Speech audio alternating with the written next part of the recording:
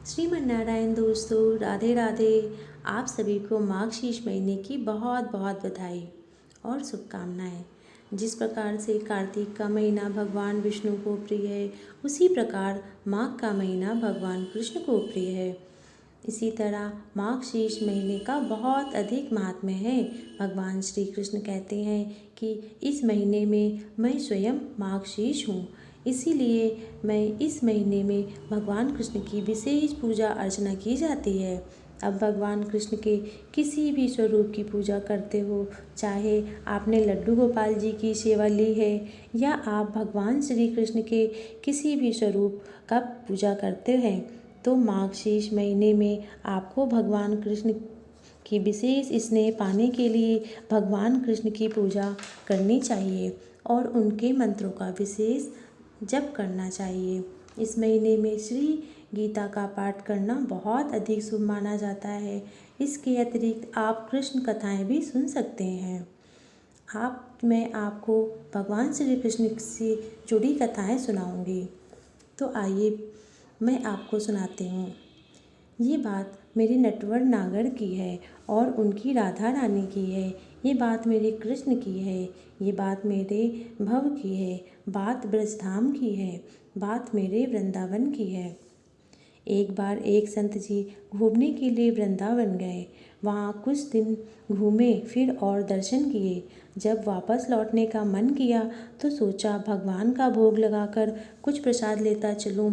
संत जी ने रामदाने के कुछ लड्डू खरीदे, मंदिर गए, प्रसाद चढ़ाया और आश्रम में आकर सो गए। सुबह उन्हें ट्रेन पकड़नी थी।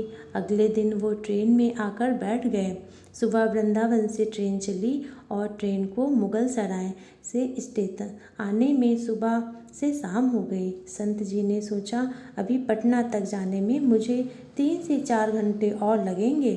भूख भी लग रही है। मुगल सराय में ट्रेन आधा घंटा तो रुकेगी ही। चलो हाथ पैर धोकर संध्या वंदन करके कुछ खा पी भी लूँगा। अब संत जी ने हाथ पैर धोए और लड्डू खाने के लिए जैसे ही डिब्बा खोला, उन्होंने देखा कि लड्डू में चींटियाँ लगी हुई हैं। उन चींटियों को हटाकर 1-2 लड्डू तो खा लिए, बाकी बचे लड्डू प्रसाद में बांट दूंगा सोचकर छोड़ दिया। पर कहते हैं ना कि संतों का हृदय कोमल होता है। बेचारे संत जी को लड्डुओं से ज़्यादा उन चींटियों की चिंता सताने लगी और सोचने लगे कि चींटियाँ वृंदावन से इस मिठाई के डिब्बे में यहाँ तक आ गई हैं। बेचारी इतनी दूर तक ट्रेन में मुगल सराय तक आ गई। ये कितनी भाग्यशाली थी कि ये इनका जन्म वृंदावन धाम में हुआ।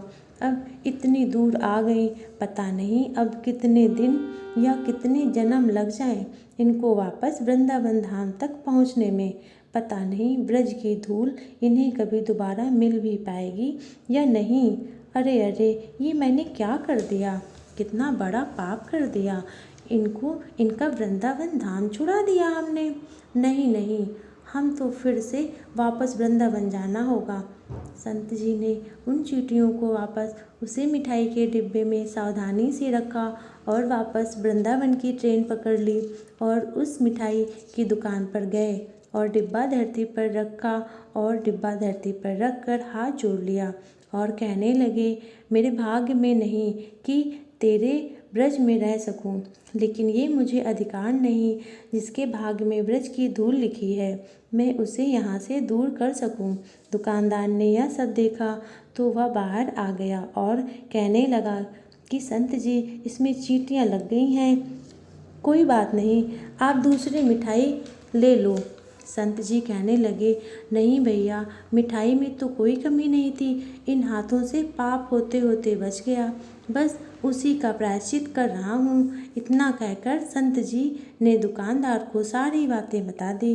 दुकानदार को जब सारी बातें पता चली तो वह संत जी के पैरों में बैठकर रोने लगा। उधर दुकानदार रो रहा था और उधर संत भी आंखें गीली हो रही थी। इसीलिए कहते हैं कि जो एक बार वृंदावन धाम चला जाता है, बस वहीं का ही होकर रह जाता है। तो आज से नियम बनाएंगे कि जब भी आप अपने घर से बाहर जाएं तो घर में विराजित अपने भगवान से मिलकर ज़रूर जाएं। जब लौट कर आएँ तब आकर उनसे ज़रूर मिलें, क्योंकि उनको भी आपके घर लौट कर आने का इंतज़ार रहता है। प्रेम से कहिए जय जय श्री राधे।